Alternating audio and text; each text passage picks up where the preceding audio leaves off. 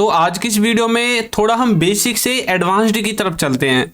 तो यहाँ पर हम मॉडल्स को देखेंगे। अब तक हमने मॉडल्स के बेसिक कॉन्सेप्ट को देखा था, लेकिन आज हम देखने वाले हैं मॉडल के एक एडवांस्ड कॉन्सेप्ट को। यहाँ पर हम देखेंगे मॉडल वर्ब के साथ यदि हम हैव बीन लगाएंगे तो उनका क्या सेंस निकलता है, ये हम डिटेल के साथ देखेंगे और एग्जाम्पल्स भी देखेंगे। एग्जाम्पल्स ऐसे नहीं बल्कि अपनी डेली लाइफ के एग्जाम्पल्स इसमें ऐड करेंगे। तो चलिए वीडियो को शुरू करते हैं और वीडियो को लास्ट तक देखना, क्योंकि ये एक ऐसा कॉन्सेप्ट है जो कि आपकी एवरीडे लाइफ में सबसे ज़्यादा यूज होता है। आप जो रोजाना जो अपने शब्दों को यूज करते हैं वाक्यों को बनाने के लिए, वहाँ पर ये सबसे ज़्यादा यूज होता है। तो देखिए, सबसे पहले हम देखने वाले हैं would have been. Would have been का मतलब होता है किया जा चुका होगा या फिर कोई काम कर रहा होगा। ये दोनों जो सेंटेंसेज हैं ये आपके वुड हैव बीन के द्वारा बनेंगे। किया जा चुका होगा या कोई काम कर रहा होगा। अब यहाँ पर बच्चों को कंफ्यूजन होगा कि सर ये कैसे पहचानेंगे। तो ये जो कार्य है किया जा चुका होगा, ये आपका होगा पैसिव वॉइस में। मैं आपको एग्जांपल्स दूंगा आगे जब आपको अच्छे समझ में आएगा। और कोई काम कर रहा होगा यानी कि किसी ने कोई काम पास्ट में शुरू किया होगा और अभी भी वो उस काम को कर रहा होगा। आप इस तरह से ले जा सकते हैं जैसे कि आप विल हैव बीन का यूज करते हैं। विल हैव बीन का यूज आप करते हैं ना, विल हैव बीन का यूज आप करते हैं फ्यूचर के लिए। फ्यूचर में कोई किसी समय से किसी काम को कर रहा होगा, लेकिन जब यही बात आपको प्रेजेंट के लिए यूज करनी है तो आपको वुड हैव बीन का यूज करना पड़ेगा। देखिए, खाना खाया जा चुका होगा, खाना खाया जा चुका होगा।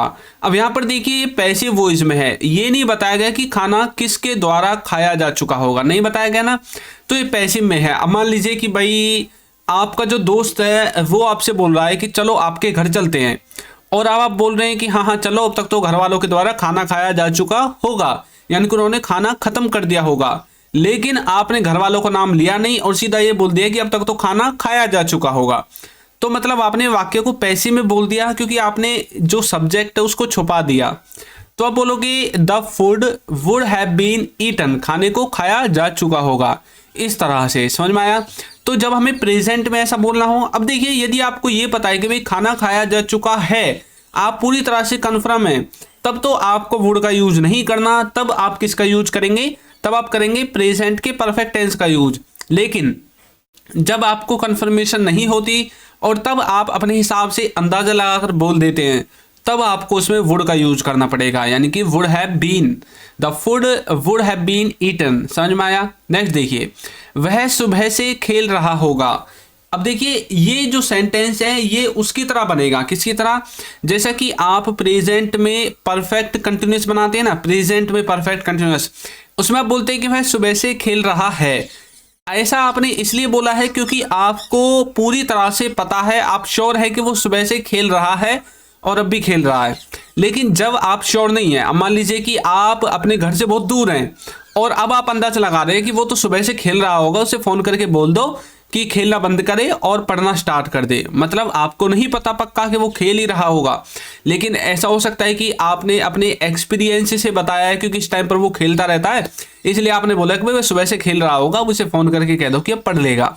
तो मतलब आपको पक्का तो पता नहीं है, लेकिन आपने अंदाजे से, एक्सपीरियंस से आपने बोल दिया कि भाई वो खेल रहा होगा, तब आपको वुड हैव बीन का यूज करना पड़ेगा पैसिव वॉइस की तरह। ये पैसिव नहीं, ये एक्टिव में है। और ये बनेगा आपका, जिस तरह से आप वो बनाते हैं ना फ्यूचर का परफेक्ट कंटिन्यूअस बनाते हैं, तो उसको थोड़ा, जो फ्यूचर में विल यूज होता है, विल का पास्ट होता है वुड, तो यहाँ पर हमने विल का पास्ट यूज कर दिया वुड। समझ में आ गया। तो बोलेंगे he would have been playing since morning, he would have been playing since morning, तो वह सुबह से खेल रहा होगा। इस तरह से आपको इसका यूज करना है। अब देखिए ये किसी वहां पर यूज नहीं होगा, किसी टेंस का सेंटेंस नहीं है ये आप ऐसा पहचान सकते हैं कि वह सुबह से खेल रहा होगा, ये तो आपको पता चल जाएगा कि ये प्रेजेंट का है, क्योंकि आपने अभी के लिए बोला है। हो सकता है कि आप इसको फ्यूचर के लिए बोलो कि भाई आने वाले समय में वह सुबह से खेल रहा होगा, क्योंकि अब तक आपने यही पढ़ा है, रहा होगा, रहे होंगे, ये सब आपके फ्यूचर में यूज होते हैं। लेकिन जब आप फ्यूचर के लिए बोलो तब आपको विल का यूज करना है, जब आप प्रेजेंट के लिए बोलो तब आपको वुड का यूज करना है। Would have been playing since morning. एक और देखिए, तुम 2 घंटे से पढ़ रहे होंगे, तुम 2 घंटे से पढ़ रहे होंगे। अब यदि इसी सेंटेंस को मैं ये सोचकर बोलूँ कि भाई मैंने ये बोला है भविष्य काल के लिए, ये मैंने फ्यूचर के लिए बोला है कि भाई उस टाइम पर तुम 2 घंटे से पढ़ रहे होंगे, तो तब मुझे वुड का यूज ना करके किसका यूज करना पड़ेगा, विल का। समझ में आ गया। और जब हम विल का यूज करेंगे तो यहाँ से हैव बीन वगैरह सब हट जाएगा और यहाँ पर सीधा आ जाएगा विल बी।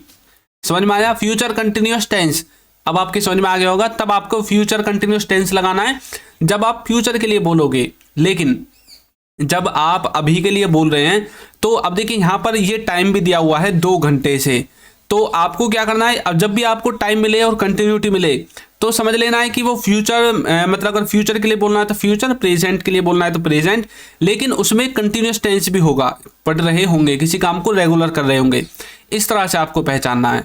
तो बोलेंगे you would have been studying for 2 hours, you would have been studying for 2 hours. तो इस तरह से आप समझ जाओगे। तो वैसे आप इसको परफेक्ट कंटिन्यूअस में बनाओगे, कहाँ पर, फ्यूचर में, जब आप इसमें 2 घंटे जोड़ोगे। यदि आप 2 घंटों को हटा दोगे तो ये बनेगा तुम पढ़ रहे होंगे, तो ये फ्यूचर के कंटिन्यूअस में बनेगा यू विल बी स्टडिंग। इस तरह से समझ में आया कि वुड का यूज और विल का यूज कैसे करते हैं, उन दोनों में डिफरेंस क्या है, मैंने आपको सारा बता दिया। लेकिन यदि ये ही वाक्य आपको प्रेजेंट के लिए बोल रहे हो और आपको पक्का पता है, जैसे कि खाना खाया जा चुका है, होगा नहीं, खाया ना खाया जो जा चुका है, अब आप श्योर हैं, तो अब आपको वुड का यूज नहीं करना है। यहाँ पर किसका यूज नहीं करना है, वुड का, क्योंकि अब ये बन गया परफेक्ट टेंस, किसका, प्रेजेंट का। समझ में आ गया। नेक्स्ट देखिए, नेक्स्ट हमारा should have been. Should have been का मतलब होता है होना चाहिए था, होना चाहिए था और रहा होना चाहिए था, होना चाहिए था और रहा होना चाहिए था। ये दोनों ही आपके शुड हैव बीन के द्वारा निकलेंगे। एक बात आपको याद रखनी है कि हर किसी का, अब जैसे हैज है, हैव है, इनका एक एक्टिव वॉइस है, एक पैसिव वॉइस है।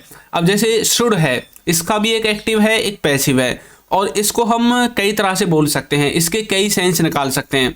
तो ऐसा नहीं है कि आपने एक मॉडल को पढ़ लिया और आपने उसी का वो जो सिंगल सेंस आपने पढ़ा है उसी को दिमाग में घुसा लिया और आप हर जगह उसी को फिट करने में लगे हुए, इसीलिए आप कंफ्यूज हो जाते हैं।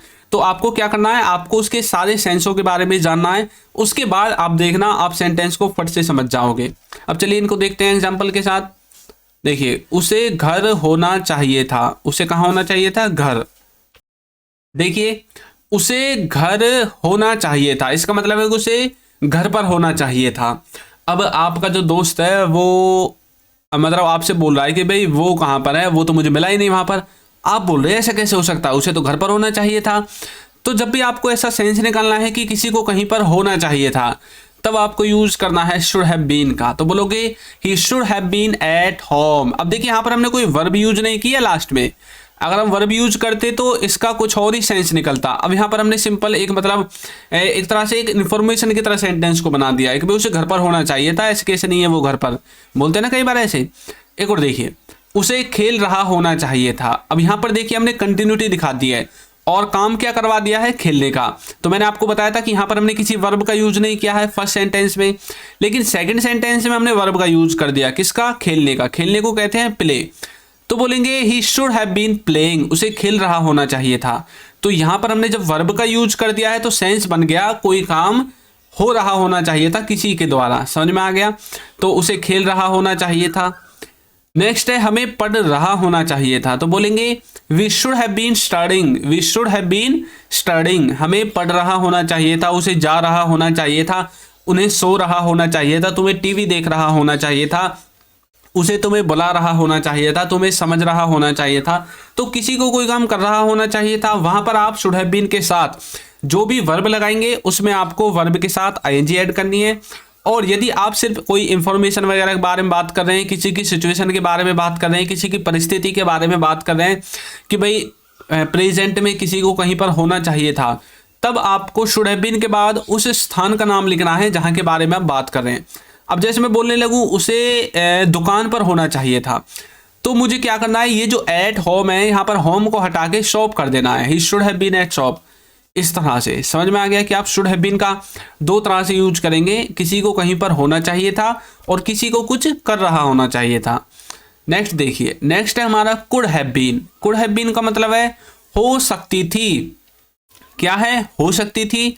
और दूसरा है देखिए इसका जो सेंस है वो क्या है, कोई चीज़ अभी और अच्छी हो सकती थी। आप इस तरह से बोल सकते हैं कि भाई कोई चीज़ अभी और अच्छी हो सकती थी। मान लीजिए कि आपने किसी से कोई लेटर लिखवाया और उसने जो लेटर की लैंग्वेज है वो थोड़ी सी हार्ड कर दी, यानी कि इंग्लिश के ऐसे ऐसे वर्ड्स का यूज किया जो कि समझने के लिए मतलब अच्छे नहीं है, मतलब जो कठिन वर्ड्स हैं उनका यूज किया, ना कि सिंपल वर्ड्स का यूज किया। अब देखिए जैसे इंग्लिश आप बहुत जगह से सीखते हैं, कुछ टीचर्स क्या करते हैं बिल्कुल सरल भाषा में आपको समझा देते हैं और आपकी समझ में आ जाती है, और कुछ टीचर्स ऐसे होते हैं कि मतलब वो उसी बात को थोड़ा हार्ड तरीके से बताते हैं, बताते तो सही है लेकिन थोड़ा हार्ड तरीके से बता देते हैं।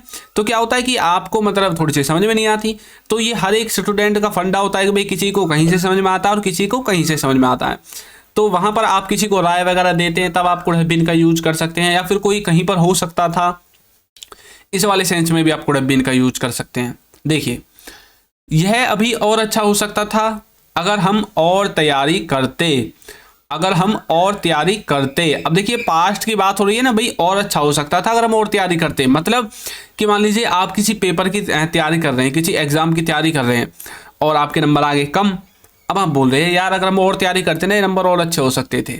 अब आपको थोड़ा अफसोस हो रहा है बैठ के, तो कोई चीज़ और अच्छी हो सकती थी, हो सकता था, इस वाली सेंस में आपको यूज करना है कुड हैव बीन का। देखिए this could have been better if we had done more practice, या फिर हम और ज़्यादा मतलब प्रिपरेशन करते तो ये और अच्छा हो सकता था। और देखिए मैं तुम्हारे घर आ सकता था पर मुझे यहाँ आना अच्छा लगा, मैं तुम्हारे घर आ सकता था पर मुझे यहाँ आना अच्छा लगा। तो पास्ट की बात हो रही है। अब किसी से फ़ोन पे बोल रहे हैं आप, वो आपसे पूछ रहा है कि भाई तू हमारे घर क्यों नहीं आया। आप बोल रहे हैं मैं तुम्हारे घर आ सकता था पर मुझे तुम्हारे घर की अपेक्षा यहाँ आना अच्छा लगा क्योंकि यहाँ मुझे मज़ा आता है। कई बार बोलते हैं ना आप ऐसे, तो बोलोगे I could have been come to your house.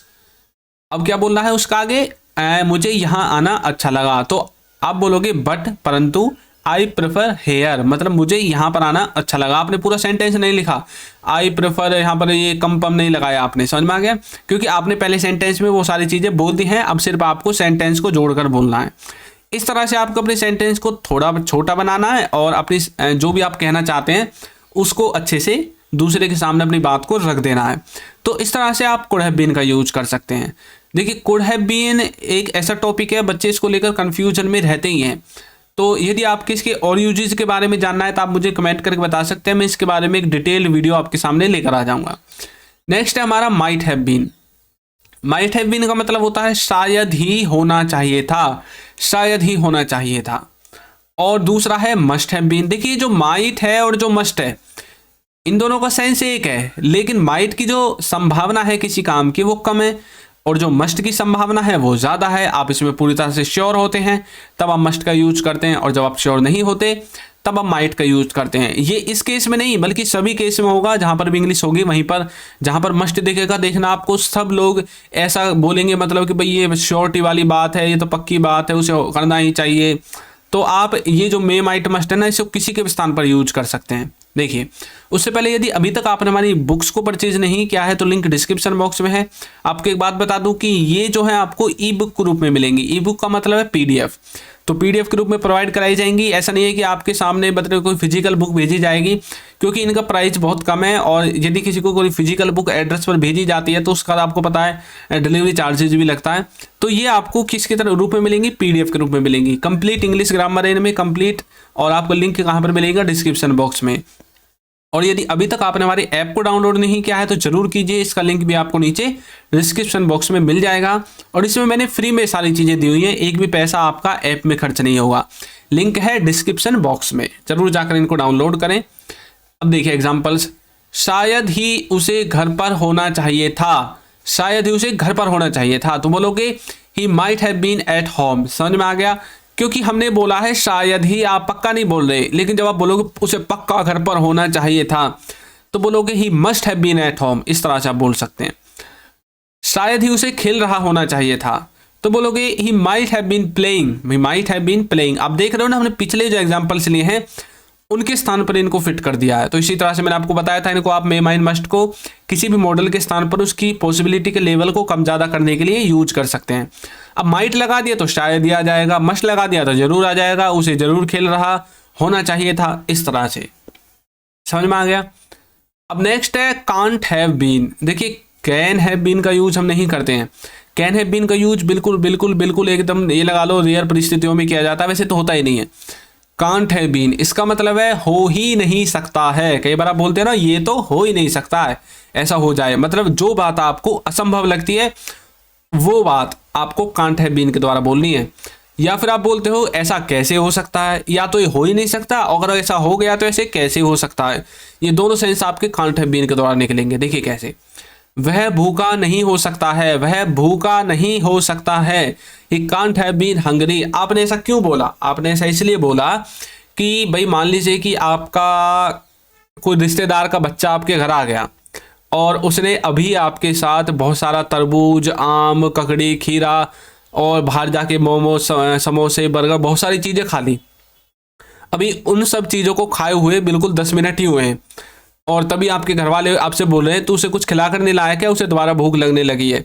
अब आपका दिमाग हो जाता है भंट, आप बोलते हैं अभी तो इतना सारा कुछ खाया है, ऐसे कैसे हो सकता है, ऐसा कैसे हो सकता है, यानी कि वह भूखा हो ही नहीं सकता।